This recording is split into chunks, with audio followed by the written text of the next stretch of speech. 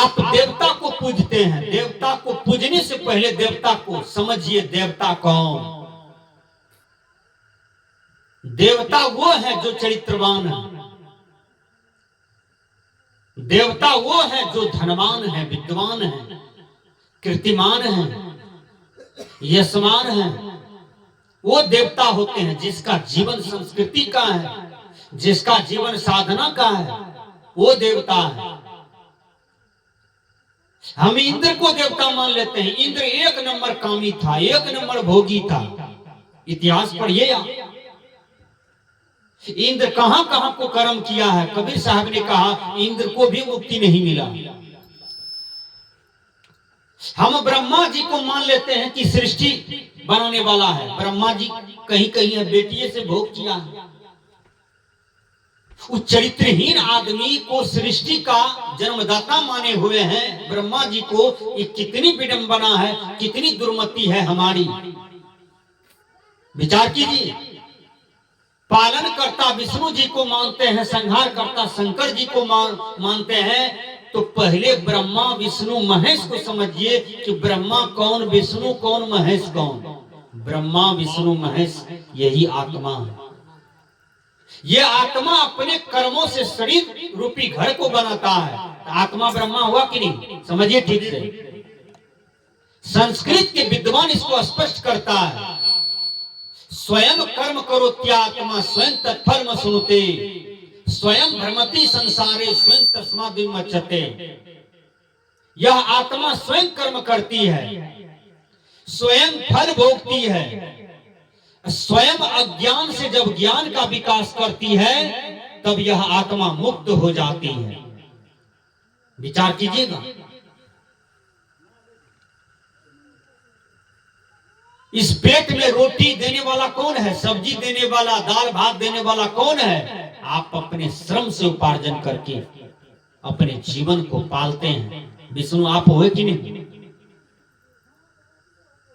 आपके शरीर में रोग लग गया, रोग ठीक नहीं हुआ, आत्मा सोच रहा है कि घर फूट गया, घर भांग गया, नया घर बनना चाहिए। यह आत्मा छोड़ दिया, आप ही शंकर हो गए कि नहीं? यही आत्मा ब्रह्मा है, यही आत्मा विष्णु है, यही आत्मा शंकर है। आत्मा से संसार में कहीं कुछ नहीं है, बाहर सब कुछ यही आत्मा है। अपने कर्मों से सब चीज को रचता है, अपने ही कर्मों से फिर ये बिगाड़ लेता है। बच्चे लोग गुड़िया खेलते हैं बना बना के कपड़ा का। गुड़िया कपड़े का दूल्हा, कपड़ा का दुल्हीन, कपड़े का बड़तिया, बालू मट्टी का भोज करता है। बच्चा सब खेलता है। अब खेलते खेलते जब मन उबिया जाता है तो कपड़ा का जो दूल्हा दुल्हीन बनाता है उसको चीर नोच करके फेंक देता है। अब भोज भात वाला जितना हंडी पथली है सब में लात मार मार के घर भाग जाता है ना? वही काम ये आत्मा करता है। अपने कर्मों से जीवन को बनाता है, अपने ही कर्मों से मृत्यु को बना लेता है, अपने ही कर्मों से जीवन को पालता है।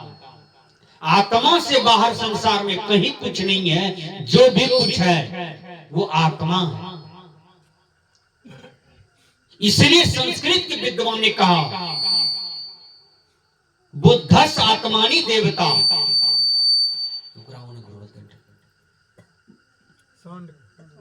बुद्धिमान के लिए आत्मा ही देवता है।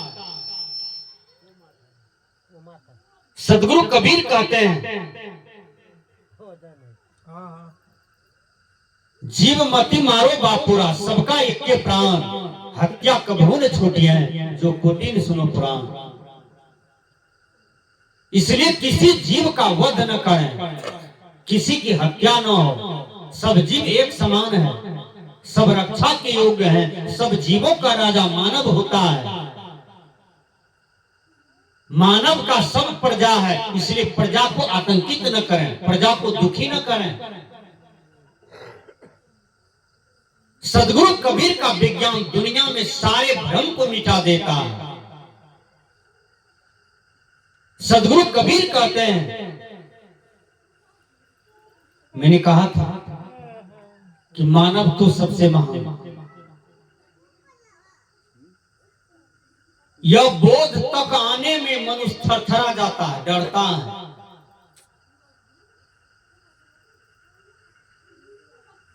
झुकता है, झुकना पसंद करता है, नीच जाना पसंद करता है, लेकिन स्व पर आना, निज पर आना, स्वरूप में ठहराव, यहां रहना नहीं चाहता है।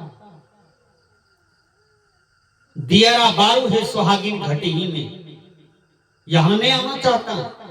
बाहर मजा आ रहा है, बाहर आनंद आ रहा है, बाहर का क्रियाकलाप में उलझा हुआ है।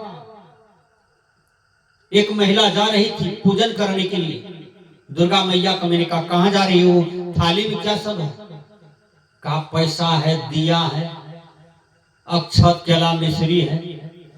मैंने कहा पंडित जी को इतने महिला जा रहे हो पैसा देने के लिए, तो बेचारा साल भर 365 दिन कचौड़ी पूरी जिलेबी बैठ करके ब्राह्मणी खाएगा काहे? मैंने कहा जिसको तुम ये दियो दिखाने के लिए जा रही हो, कभी पति को आरती दिखाए हो समसुबह? कभी सास ससुर को आरती दिखाए हो? तो नहीं बाबा, लाज लगता है। पति को प्रणाम करने में लाज, सास ससुर को प्रणाम करने में लाज। कैसी नारी हैं आप, कैसी माता बहन हैं आप?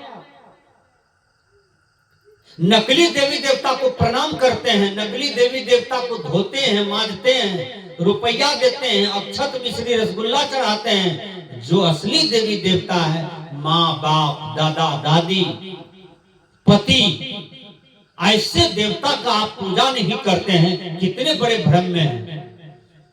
वो असली देवता है। इसलिए गुरुवर कबीर कहते हैं अपने आप को पहचानो। मैंने कहा